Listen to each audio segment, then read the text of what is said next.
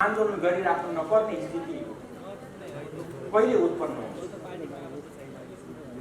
कहिले यो अस्थिरतालाई समाप्त गर्नुहुन्छ, सबैको जिज्ञासा मलाई राम्रो सम्झना छ। हामीले जवाब दिएको हिजोस्ति जस्तो लाग्छ।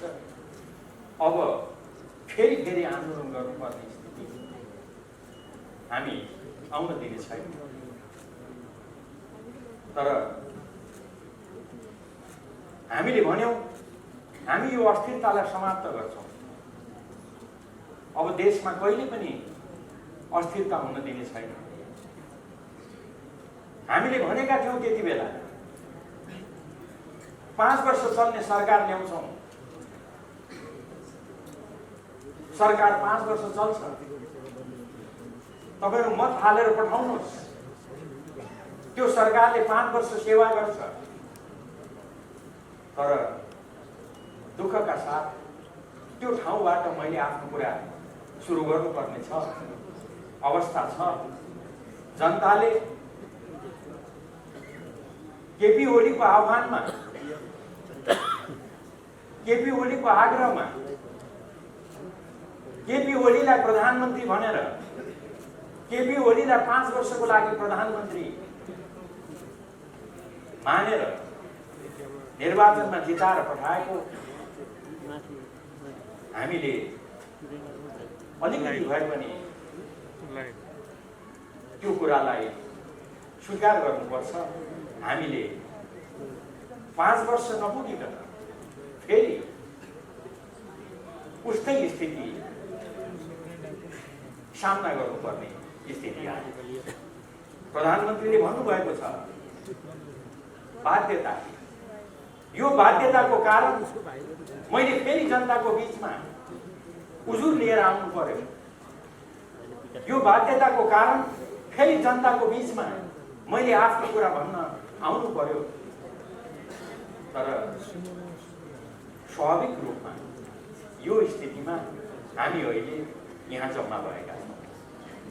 यसलाई चिर्दै अगाडि बढ्नु बाहेक हाम्रो अगाडि विकल्प छैन। प्रधानमन्त्रीज्यूको भनाइ छ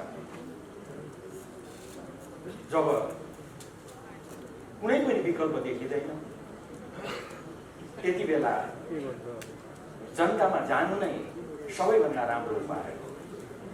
त्यसैले अहिले जनताको बीचमा जानको लागि भनेर हामी अग्रसर भएका छौँ र त्यही क्रममा हामी यहाँ अहिले भेला भएका छौँ।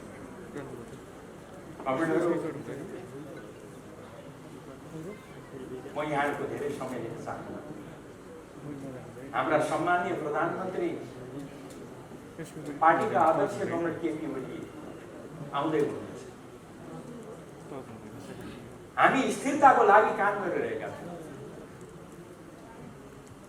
देशलाई समृद्धिको लागि, समृद्ध नेपाल, सुखी नेपालीको लागि काम गरिरहेका छौँ। त्यो दिशामा अग्रसर भइरहेका थियौँ। तर यो किन पाछ्य भएन? अध्यक्ष केपी ओली, प्रधानमन्त्री केपी ओली भनिराख्नु भएको थियो म कक्षा दोहोऱ्याउने विद्यार्थी होइन। कम्युनिस्ट पार्टीमा महाधिवेशनबाट नेतृत्व परिवर्तन हुन्छ। तपाईले महाधिवेशनबाट मलाई निर्वाचित गर्नुभयो। त्यो जिम्मेवारीलाई सम्हाल्दै म यहाँ आइपुगेको छु। पार्टीको महाधिवेशन आयोजना गरेर दुई ठूला पार्टीहरूको बीचमा एकता कायम गर्दै यो बिन्दुसम्म आइपुगेर यसलाई यो ठाउँसम्म ल्याएर उपयुक्त समयमा महाधिवेशन गरौँ। आवश्यकता पर्छ भने अलिकति चाँडो महाधिवेशन गरौँ। महाधिवेशन मार्फत म पछिल्लो समयमा उहाँले प्रष्ट शब्दमा भन्नुभएको थियो, भन्नुभएको छ म नयाँ पुस्तालाई त्यो जिम्मेवारी सुम्पन्छु।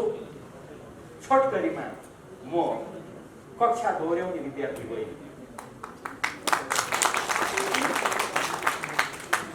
पार्टी महाधिवेशन मार्फत नेतृत्व सुम्पर्ने नयाँ पुस्तालाई अनि निर्वाचन मार्फत जनताको जनादेशको आधारमा नयाँ सक्षम व्यक्तित्वलाई प्रधानमन्त्री पद सुम्पने उद्घोषणका साथ प्रधानमन्त्री पार्टी अध्यक्ष केपी ओली अगाडि बढिरहेको बेलामा यस्तो स्थिति उत्पन्न किन गरियो? किन यो ठाउँमा हामी आइपुग्नु बाध्य भयो? प्रश्न भनेको यो प्रश्नको जवाब आउने दिनहरूमा हामी पाउँदै जानेछौँ। मलाई आश्चर्य लाग्यो, मैले अहिलेसम्म पत्याएको छैन आफ्नो पार्टी अध्यक्ष महाधिवेशन चाँडो सम्पन्न गरेर नयाँ पुस्तालाई नेतृत्व सुम्पने उद्घोषण गर्नुभएका अध्यक्ष,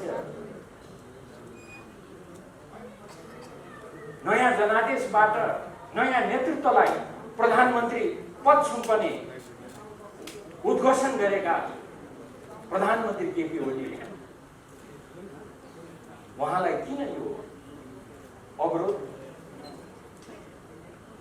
किन यी अप्ठ्याराहरू उहाँको बाटोमा तेर्स्याइन्छन् आदि प्रश्नहरू उठिरहेको बेलामा अस्ति सञ्चार माध्यमले एउटा समाचार प्रकाशनमा ल्यायो, उद्घाटित गर्यो। दुईजना नेताहरू भेट्न जानु पर्यो, भेटेर हाम्रा प्रतिपक्षी साथीहरूलाई भन्नुभयो अरे संसद पुनर्स्थापना गरौँ, पुनर्स्थापित संसदमा प्रधानमन्त्री त तपाईँहरूलाई नै बनाउँछौँ भन्नुभयो अरे। मैले कुरा राम्रोसँग बुझेँ, मलाई त ठ्याक्कै विश्वास लागिराखेको छैन। अहिले पनि विश्वास नलागी मैले तपाईँहरूलाई सुनाएको मात्र हो, मलाई यो कुरामा विश्वास छैन। अनि फलानो जानुभएको थियो भनेर यसो नक्सा पनि देखाउनुको साथीहरूले कता कता चिनेको जस्तो लाग्यो। तर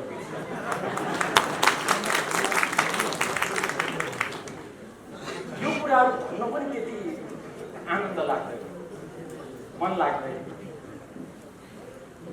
तर मैले नपत्याइ हो कि होइन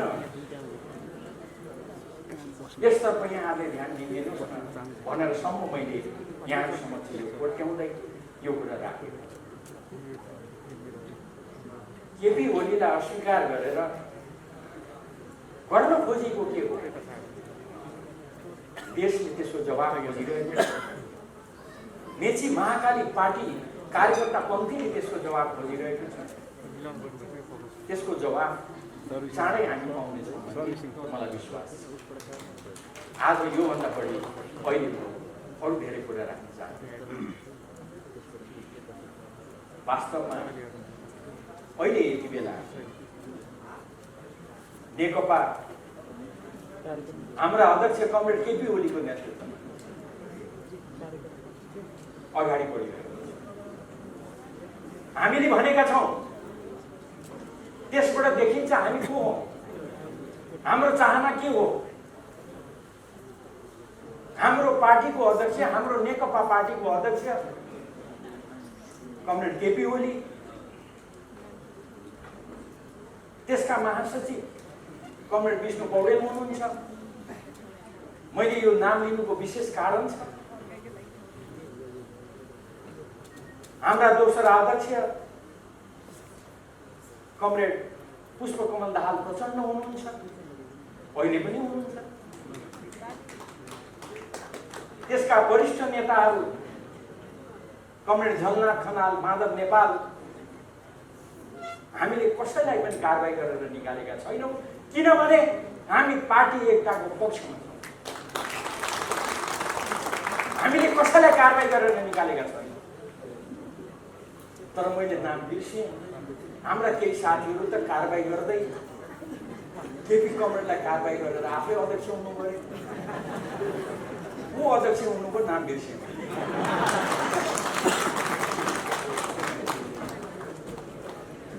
हाम्रै केपी कमरेडसँग अलिक अगाडि कुनै निर्वाचनमा हार्नु भएको थियो अरे,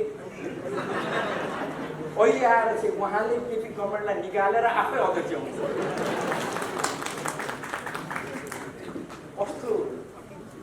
सजिलो तरिका रहेछ थाहै थिएन। म धेरै यसतर्फ जान चाहन्छु। मलाई पत्यार नलागी तर अस्ति निर्वाचन आयोगमा पुगेपछि भने यी केही कामहरू गर्न खोजिएको रहेछ भन्ने थाहा हो। अनि मैले तपाईँहरूलाई सुनाएको हो। फेरि आज बिहान उठेर अब तपाईँहरूसँग भेट हुन्छ भन्दै खुसी मान्दै आउने तयारी गर्दै कि फेरि समाचार सुन्यो हाम्रो महासचिव विष्णु पौडेललाई पनि कारबाही गर्नुभयो।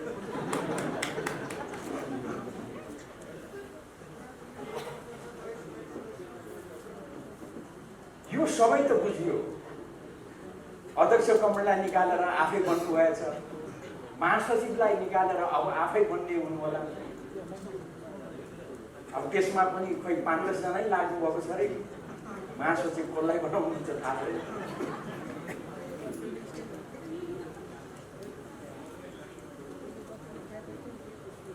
हाम्रा प्रधानमन्त्री केपी ओली उहाँलाई हटाएर चाहिँ सक्दा उहाँलाई हटाएर चाहिँ हामी त तपाईँलाई बनाउँछौँ भनेर पुगेको चाहिँ मलाई अचम्मै लागेको छ। अचम्म लागेको हुनाले फेरि तपाईँहरूलाई सुनाएको। म त यो के को परिचय हो? यो के गर्न खोजेको? यसको जवाब अरू धेरै म भन्दिनँ। यो सम्पूर्ण कुराको जवाब साथीभाइहरूले तपाईँ हामी सबै जनतालाई दिनुपर्छ। मेची महाकालीमा हामीलाई पर्खेर बसेका पार्टी पन्थीलाई दिनुपर्छ। अहिले अरू धेरै म यस बारेमा टिप्पणी गर्न चाहन्छु। कमेन्टहरू अहिले धेरै घटनाक्रमहरू बढिरहेका छन्। निर्वाचन आयोगमा आधिकारिकताको विषय उठिरहेको छ, छलफल भइरहेको छ। सम्मानित सर्वोच्च अदालतमा विघटन सम्बन्धी मुद्दा छलफल भइरहेको छ।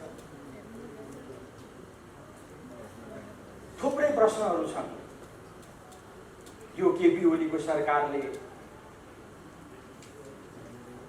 विकासका केही पनि काम गरेन, सिंहको भाँचेन भनेर केही साथीहरूले केही विषयहरू उठाइराख्नु भएको छ। अनि यही क्रममा पार्टी अध्यक्ष केपी ओलीलाई हामीले कारबाही गर्यौँ भनेर पनि प्रश्न उठाइराख्नु। यो के हो? यसको बारेमा म थोरै समय यहाँको लिन चाहन्छु। हाम्रा प्रमुख अतिथि कमरेड केपी ओली आइराख्नु भएको छ। उहाँ आइसक्नुभन्दा अगाडि यस बारेमा म केही चर्चा गर्न चाहन्छु। कमरेडहरू, वास्तवमा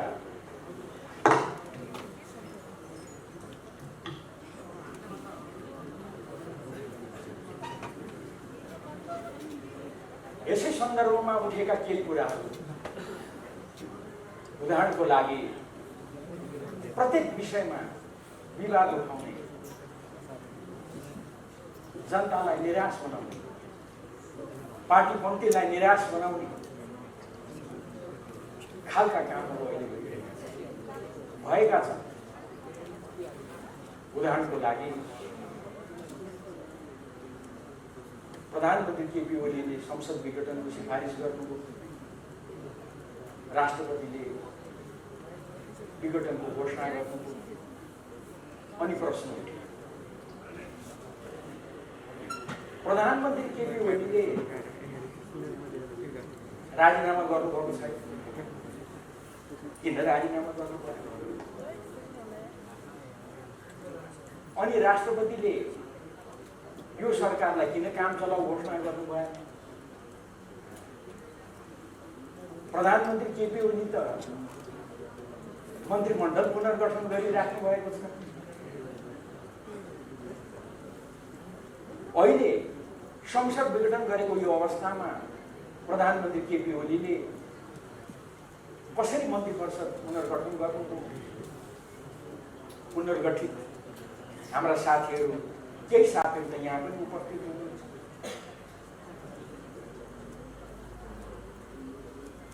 यस्ता प्रश्नहरू मैले उठाइराखेको पाएँ। म तपाईहरुलाई प्रष्ट शब्दमा भन्न चाहन्छु, हाम्रो अहिलेको संविधानमा यस सम्बन्धमा प्रष्ट एउटा व्यवस्था राखिएको छ। यस बारेमा पनि मुद्दा परेको छ। सर्वोच्च अदालतको यो विचाराधीन छ। त्यसैले यसको धेरै कुराहरू म गर्न चाहन्छु, तर एउटा पक्ष तपाईहरुको अगाडि बढाउन चाहन्छु। यो एकदमै स्वाभाविक कुरा हो। हाम्रो संविधानको धारा 77 ले प्रधानमन्त्री रिक्त कति बेला हुन्छन् भनेर लेखेको छ। प्रधानमन्त्री प्रतिनिधि सभाको सदस्य नरहेमा, उहाँले लिखित राजीनामा दिएमा, विश्वासको मत प्राप्त गर्न नसकेमा आदि प्रष्ट शब्दमा लेखेको छ। र 77 को 3 मा लगेर संविधानले के भनेको छ भन्दा यसरी पदरिक्त हुन पुगेकोमा अथवा यस्तो अवस्थामा त्यस्तो प्रधानमन्त्री अर्को मन्त्री परिषद गठन नभएसम्म सोही मन्त्री परिषदले आफ्नो कार्य सञ्चालन गर्छ।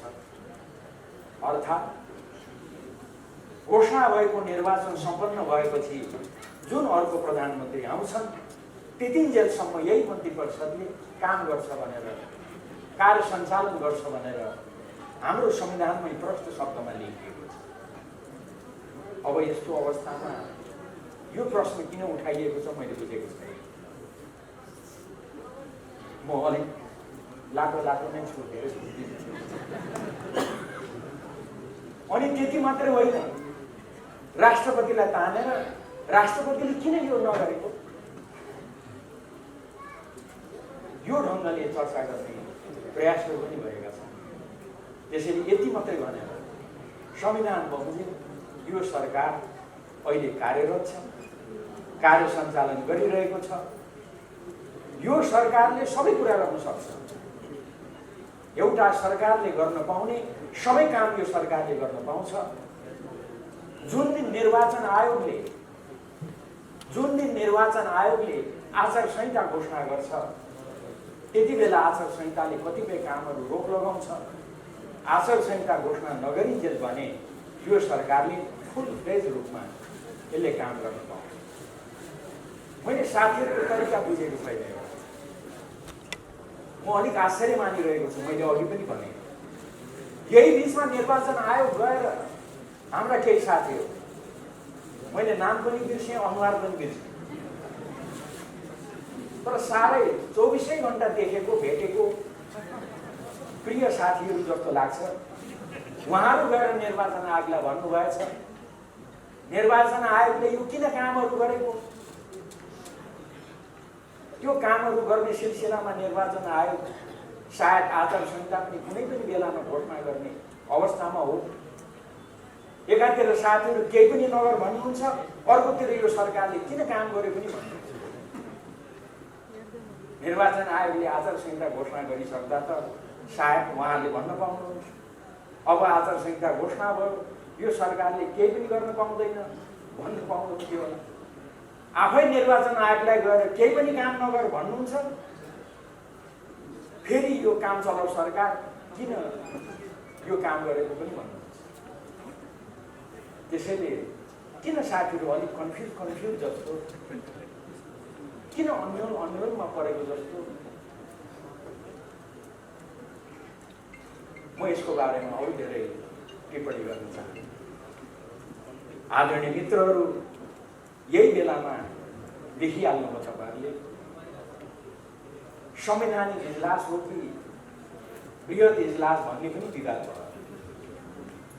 हिजो मात्रै आएर टुङ्गियो। मलाई यही आश्चर्य लागिरहेको छ।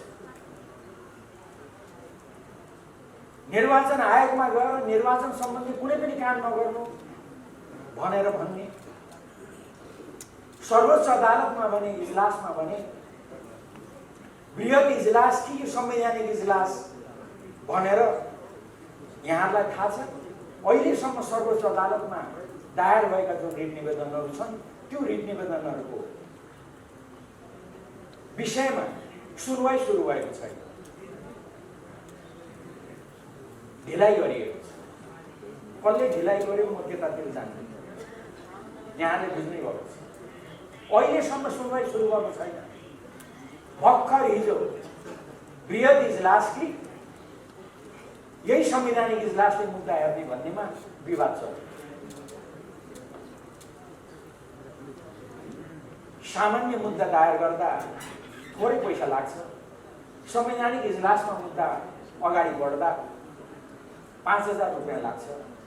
उदाहरणको लागि यो संवैधानिक इजलासको मुद्दा भनेर 5000 रुपियाँ पनि बुझाउनु साथीभाइहरूले, अनि फेरि संवैधानिक इजलास कि बृहत इजलास भनेर अहिलेसम्म सर्वोच्च अदालतलाई अड्काउने काम गरिरहेको छ। बल्ल हिजो अपर्चुनिटी आइतबारबाट यो निरन्तर सुरु हुन्छ। एउटा चाखलाग्दो एउटा सामान्य सानो कुरा यहाँहरूलाई म बताउँदै अनि अगाडि बढ्छु। वास्तवमा कुरा के थियो त भन्दा योभन्दा अगाडि प्रधान न्यायाधीश सुशीला कार्कीजी हुनुभएको बेला एउटा सर्वोच्च अदालतले निर्णय गर्यो बृहत बेन्चबाट। त्यसले के भन्यो त भन्दा संवैधानिक इजलास तोक्नको लागि जसमा विवाद छ नि, यहाँले देखिराख्नु भएको छ, त्यो संवैधानिक इजलास कतिजनाबाट तोकिन्छ। अहिले उहाँले नियम बनाएर सर्वोच्च अदालतले 14 जना प्यानल बनाएको छ न्यायाधीशहरू। त्यो 14 जना न्यायाधीश मध्येमा सर्वोच्च अदालतका प्रधान न्यायाधीशले 5 जनाको बेन्च बनाउने भनेर अधिकार कसलाई दिएको छ? सर्वोच्च अदालतको प्रधान न्यायाधीशलाई। यो कहिले यो आदेश भयो, कहिले यो तय हो, टुङ्गो लाग्यो त भन्दा सुशीला कार्कीज्यू प्रधान न्यायाधीश हुँदा त्यति बेला आदेश भएको छ। अब अहिले आएर भने त्यही अनुसार अहिलेका प्रधान न्यायाधीशले संवैधानिक इजलास बनाउने भनेर अगाडि बढ्दा होइन बृहत इजलास चाहिन्छ भनेर विवाद उठाइयो। तर जे होस् अहिलेसम्मको छलफल बृहत इजलास कि संवैधानिक इजलास भनेर हो। हिजो बल्ल टुङ्गियो। अब आइतबारबाट यो अहिलेको जुन संवैधानिक इजलास छ त्यसले नै यो मुद्दालाई निरन्तर सुनवाई गर्छ र एउटा टुङ्गोमा पुग्छ। स्थिति भनेको यो हो। अनि अहिले यही बीचमा धेरै बृहत रूपमा एउटा प्रश्न उठाउने गरेको पाइन्छ, होइन निर्वाचन हुन्छ कि हुँदैन, निर्वाचन कुन मितिमा हुन्छ? प्रधानमन्त्रीज्यू सधैँ भन्नुहुन्छ, हामीसँग सधैँ भन्नुहुन्छ निर्वाचन तपाईँ हामीलाई सम्झना छ। त्यो घोषणा गर्दा हामीले 60-40 को रेसियोमा हामीले घोषणा गर्यौँ। 2 अध्यक्षले सचिवालय घोषणा गर्नुभयो, स्थायी कमिटी घोषणा गर्नुभयो, केन्द्रीय कमिटी घोषणा गर्नुभयो। हामीले त्यसलाई मान्यौँ, अनुमोदन गर्यौँ। त्यो 60-40 भनेको के को आधारमा गरिएको? त्यो सबै सन्दर्भलाई ध्यानमा राखेर तपाईहरु एउटा निष्कर्षमा पुग्नुपर्छ। हामीले निर्वाचन आयोगलाई भनेका छौँ, हामीले त्यति मात्र होइन, यो सम्पूर्ण यो सिङ्गो पार्टीको विधि प्रक्रिया भनेको सहमति र समझदारी हो। सहमति र समझदारीमा आधारित भएर हामी अगाडि बढ्छौँ। हामीले हाम्रो विधानमा त्यो लेखेका छौँ, हाम्रो त्यो अभ्यास त्यो छ। त्यो कारणले गर्दा हाम्रो पार्टीको एकतालाई यति लामो समय लाग्यो, हामीले त्यो भनेका छौँ। तर अहिले त्यसतर्फ म लामो चर्चा गर्न चाहन्न। बहुमत र अल्पमतका कुराहरू ल्याउँदै विग्रह उत्पन्न गर्ने काम भयो। अहिले त उहाँहरू हुँदा हुँदा कारबाहीतिर अगाडि बढ्नुभयो र अहिले हामी यो ठाउँमा उभिएका छौँ। हामीले ट्रस्टसँग यो सम्पूर्ण दस्तावेज हाम्रा प्रत्येक निर्णयहरूमा हाम्रा प्रथम अध्यक्ष केपी ओलीको हस्ताक्षरले मात्रै सबै काम कारबाहीहरू भएका कुराहरू लगायतका यी सम्पूर्ण कुराहरू हामीले निर्वाचन आयोगमा बुझाएका छौँ। कतिसम्म भने हाम्रा यो अन्य साथीहरूले बुझाउनु भएको निर्वाचन आयोगमा बुझाउनु भएको कागजमा पनि हाम्रो उपस्थितिमा 1 नम्बरमा त केपी ओली नै रहेछ। किनभने उहाँ त 1 नम्बरै हो, त्यसमा त विवाद भयो। उहाँले बुझाएको कागजमा पनि 1 नम्बरमा केपी ओली छ। अनि मैले अन्यथा उहाँहरूलाई जिस्काउन खोजेको होइन। महासचिव त रहँदै रहेछ, उहाँहरूले बुझाएको कागजमा महासचिव त छँदै रहेनछ। अचम्म होइन, अब छैन, छँदै छैन त कहाँबाट ल्याउँछ।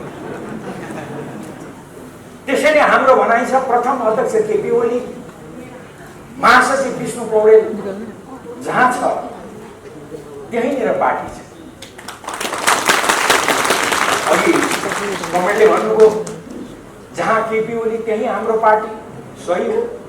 तर मैले महासचिव किन जोडेँ त भन्दा हाम्रो विधान बमोजिम पार्टी अध्यक्षको निर्देशनमा केपी ओलीको निर्देशनमा महासचिवले बैठक बोलाउँछ।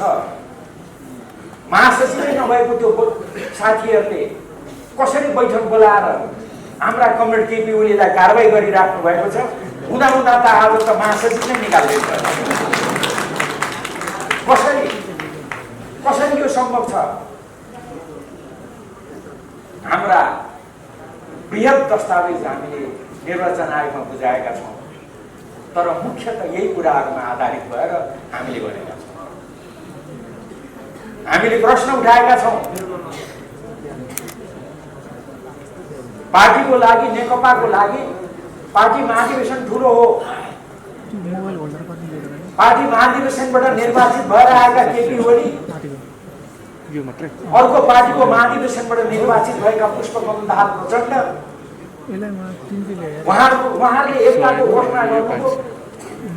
एकता नटुङ्गिजेलसम्म महाधिवेशन पनि एकताको महाधिवेशन हुन्छ, सहमति र समझदारीको महाधिवेशन हुन्छ भनेर घोषणा गरिएको छ। तर यो अचानक कहाँबाट केपी ओलीलाई निष्कासन गर्दै कारबाही गर्दै त्यति बेला निर्वाचित महाधिवेशनमा केपी कमरेडसँग निर्वाचन लडेर हार्नुभएका साथीको अचानक अध्यक्ष हुनुभयो रे भन्ने यो समाचार साँच्ची नै हो? निर्वाचन आयोगमा हामीले सोध्यौँ, यहाँले कुरा बुझिहाल्नु। त्यसैले यही आधारमा आधारित भएर पार्टीको आधिकारिकताको विषय टुङ्गिनुपर्छ। यसमा अन्यथा हुन सक्दैन। हुन त साथीभाइहरूले यो हाम्रो पक्षमा भएन भने आधी बेरी आउँछ भन्नुभएको छ। कसले भन्नुभयो त्यो चाहिँ बिर्सेँ मैले।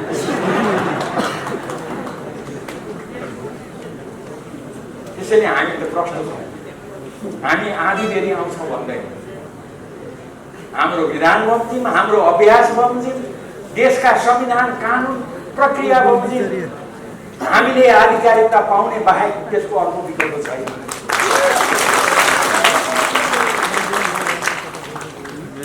यही विश्वासका साथ कमेन्टहरू अगाडि बढ्नुहोस्। म यहाँहरूलाई आग्रह गर्न चाहन्छु। अब विघटनको प्रसङ्ग छ, म लामो जाने। हामीले संविधान निर्माण गर्यौँ, हाम्रा अनुभवमा आधारित भएर विश्वकै अनुभवलाई ध्यानमा राखेर हामीले संविधान निर्माण गर्यौँ। हिजो अस्ति सर्वोच्च अदालतमा मुद्दा परिसके पछाडि साथीहरूले मलाई पनि खुब मन पराउने साथीहरूले माया गरेर मैले बोलेको पनि भाइरल बनाइदिनु भएको छ। उहाँहरूलाई मैले धन्यवादै दिन पाएको छैन। म उहाँहरूलाई धन्यवाद दिन्छु। अहिले यस बारेमा अरू टिप्पणी गर्दिनँ।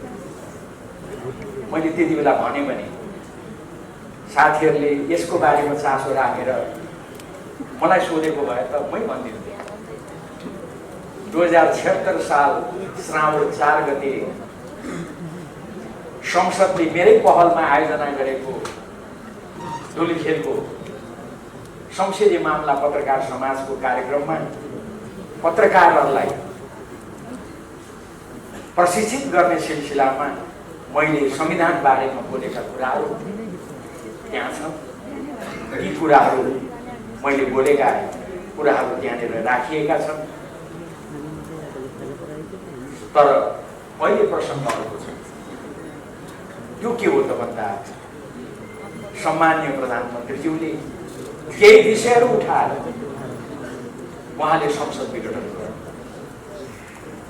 उहाँले भन्नुभयो संविधानमा यो देशको राज्य प्रणाली संसदीय शासन प्रणाली हुन्छ भनेर लेखेको छ। म धेरै धारा उधारामा जान चाहन्न, प्रश्न छ। त्यो संसदीय प्रणाली भनेको के हो? प्रधानमन्त्रीजीको लिखित जवाफमा पनि त्यो व्याख्या गरिएको छ। उहाँले भन्दा पनि हामीलाई त्यही भन्नुभएको उहाँले भन्नुभएको छ संसदीय शासन प्रणाली भनेको प्रधानमन्त्रीको आफ्नो एक प्रकारको विशेषाधिकार पनि हुन्छ।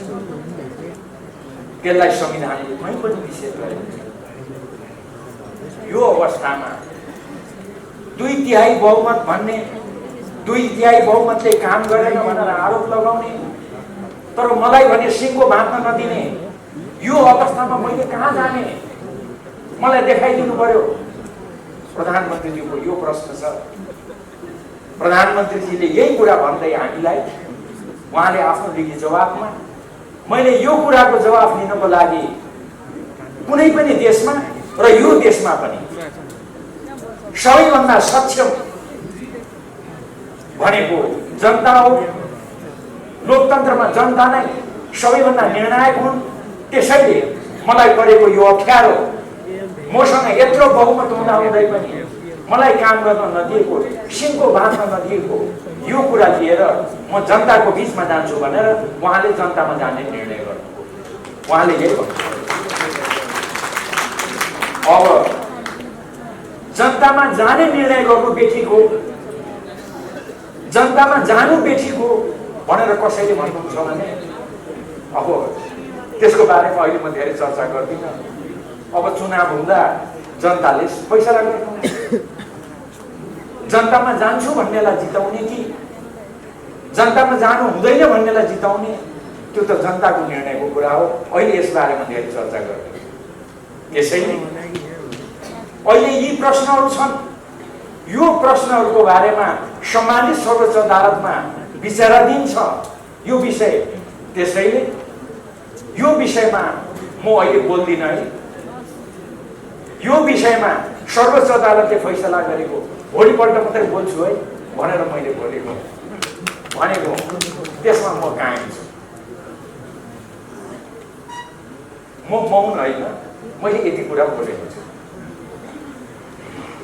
त्यसैले सम्मानित सर्वोच्च अदालतले यस बारेमा अब चाँडै निर्णय गर्ला।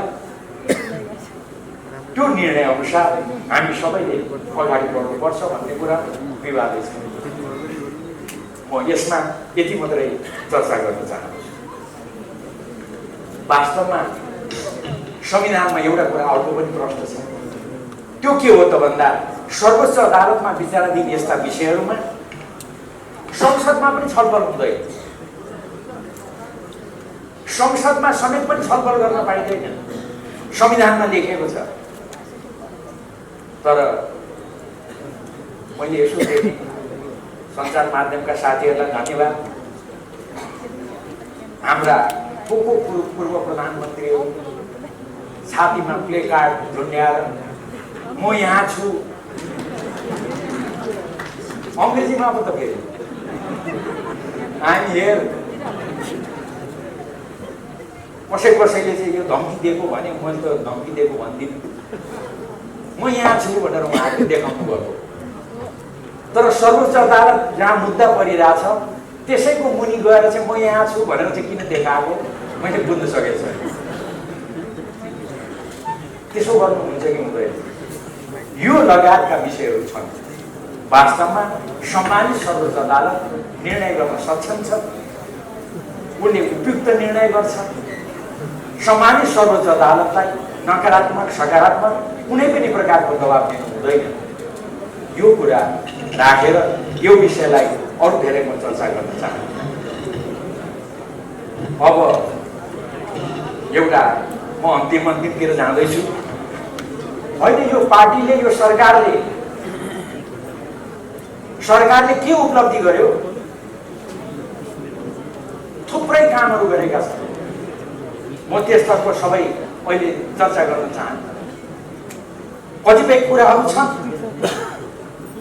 उदाहरणको लागि भर्खरै हिजो अस्ति भएका कुराहरू, एसिड आक्रमणको कुरालाई दण्डित गर्ने सम्बन्धी काम, रेपमा मिलापत्रहरू भइरहेका छन्, त्यसले रेपलाई बढावा दिइरहेको छ, महिला हिंसा बढेको छ, त्यसबारेमा मिलापत्र गर्न पाइँदैन भन्ने काम। त्यसै गरेर प्रधानमन्त्रीज्यूको उहाँको मन्तव्यमा पनि आएको थियो, द्वन्द्वको बेलामा घाइते भएका लडाकुहरू जिउमा छर्रा बोकेर हिँडिरहेका छन्, उहाँको खै उपचार? भर्खरै सरकारले उनीहरूको निःशुल्क उपचार गर्ने भनेर निर्णय गरेको छ। ती लडाकुहरू जसले त्यत्रो योगदान दिए सङ्घीय लोकतान्त्रिक गणतन्त्र स्थापित गर्नको लागि, उनीहरूलाई अहिलेसम्म राज्यले किन सम्मान गर्दैन? त्यसैले केपी ओली प्रधानमन्त्रीले हामीसँग सल्लाह गर्नुभयो, छलफल गर्नुभयो, हामीलाई भन्नुभयो, उहाँले घोषणा गर्नुभयो। अब चाँडै त्यो आउँछ निर्णयमा। सङ्घीय लोकतान्त्रिक गणतन्त्रको स्थापनाको लागि योगदान गर्ने ती लडाकुहरूलाई राज्यको तर्फबाट सम्मान दिने घोषणा सरकारले गर्दैछ। भर्खरै भएका कामहरू, पहिलाका थुप्रै कामहरू त्यतातिर म सबै जान्न चाहन्छु। देशलाई घुसको छाना मुक्त गरेको सानो ठुलो काम, देशलाई घुसको छाना मुक्त बनाउने। त्यसै गरेर घर घरमा बिजुली पुर्याउने कुरा, मेलम्ची अब केही महिनाभित्रमा आइपुग्छ। त्यसपछि सफा पानी घर घरमा पुर्याउने कुरा लगायतका थुप्रै कुराहरू, देश सुरु युगमा प्रवेश गरेका कुराहरू। अनि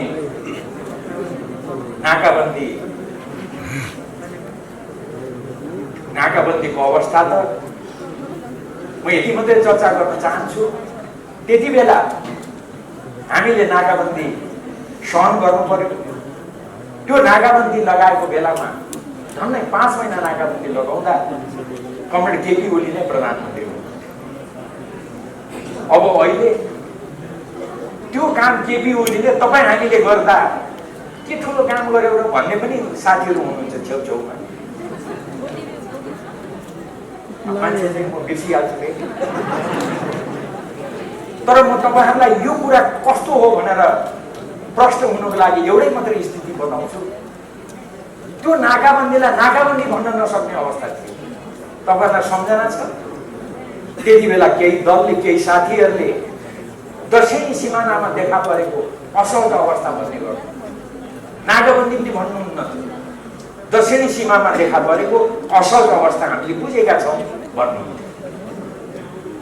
तर प्रधानमन्त्री केपी ओलीले नाकाबन्दीलाई नाकाबन्दी भन्नुभयो। भारतले निम्ता गर्दा पहिला नाकाबन्दीलाई सहज बनाऊ, मेरा जनता सहज नभइकन म भारतको यात्रा आउन सक्दिनँ भनेर भन्नुभयो। र नाकाबन्दी फर्काइए पछाडि त्यसलाई अन्त गरिए पछाडि मात्रै उहाँ भारत भ्रमणमा जानु। अहिले त्यसैलाई निरन्तरता दिँदै अहिलेको सरकारले त्यसलाई जोड्दै निरन्तरता दिँदै यही सरकारको बेलामा घोषणा भयो, चीनका राष्ट्रपति सी जिनपिङ आउँदा उहाँले भन्नुभयो नेपाललाई ल्यान्ड लिङ्क गर्नको लागि हाम्रो सहयोग रहेको छ, रहन्छ, उहाँले घोषणा गर्नुभयो। अर्थात् अब नेपाल कहिले पनि कसैले पनि चाहेर नाकाबन्दीमा पर्न सक्दैन, यो स्थिति उत्पन्न भयो। तर नेपालको सम्मान बढाउने काम भयो। म धेरै समय लिन्न। सार्वभौमिकता बराबरै हुन्छ, सानो र ठुलो हुँदैन। चीन ठुलो देश, भारत ठुलो देश, हामी नेपाल सानो, त्यो हुँदैन। हिजो अस्ति भर्खर एउटा न्युजले हाम्रा प्रधानमन्त्रीलाई सोधेको तपाईँले सुन्नुभयो, होइन हामी ठुलो दाइ हौँ भनेर प्रधानमन्त्रीको मुखबाट भनाइ माग्न कति कोसिस गरे प्रधानमन्त्रीले माग्नु भएन। हाम्रो प्रधानमन्त्री सकारात्मक असल जिद्दी गर्नुहुन्छ नि, साह्रै छोड्नु त पऱ्यो। कति कोसिस गरे तर दाइ भनिदिए त के र भन्दै भन्नुभयो। उहाँले पटक पटक दोहोऱ्याउनु भयो, देश साना हुन सक्छन्, ठुला हुन सक्छन्, सार्वभौमिकता सानो र ठुलो हुँदैन, बराबर हुन्छ। त्यो कति दिनसम्म, अहिलेसम्म भारतमा, भारतीय सञ्चार माध्यममा नेपालका प्रधानमन्त्रीको चर्चा छ। हाम्रो सम्मान यसले बढ्यो कि बढेन, म यसलाई अरू धेरै भन्दिनँ। दाइ भनेन, त्यही दाइ नभने बापत केपी ओलीलाई कारवाही गरिएको हो, जवाफ त आउनु पर्यो नि। यही बेलामा किन कारवाही गरिएको छ? त्यसै गरेर केपी ओलीले भने साना ठुला हुन सक्छौँ हामी, तर हामी बराबर हौँ, बराबर सार्वभौमिकता छ, त्यसो भने बापत हामी बराबरै छौँ भने बापत उहाँलाई कारवाही गरिएको हो। प्रश्न। अनि ठुला दाइले लगाएको नाकाबन्दी त हो, यो नाकाबन्दी त नाकाबन्दी पनि होइन, यसले त साह्रै आनन्द पायो त भनेर धन्यवाद भनेर केपी ओलीले नभनिकन यो हामी विरुद्धको ज्यादती हो, तिमीले यसलाई सहज नबनाइकन तिम्रो देशको भ्रमण आउँदिन भनेर केपी ओलीले भने बापत उहाँलाई कारवाही गरिएको हो। प्रश्नका प्रश्न छन् नि त, यसको उत्तर त आउनु पर्यो नि।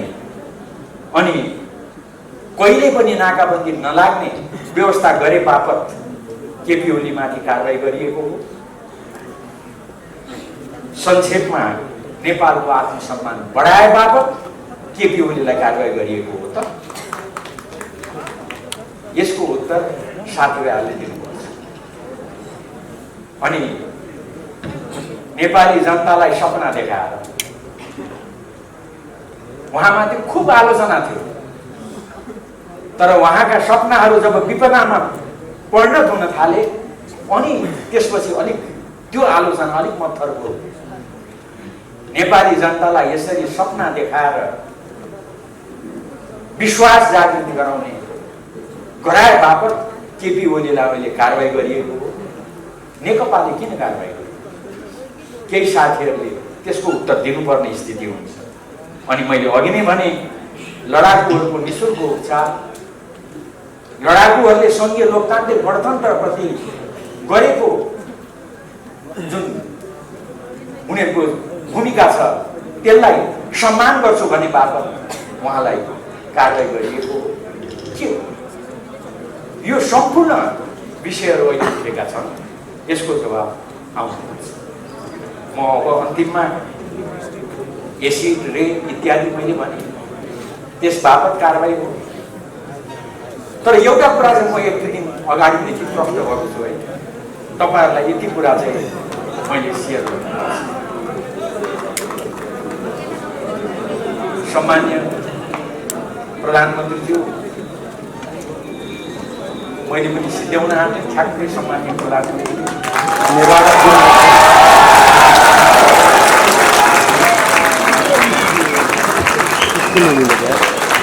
जुम आउट गर्दै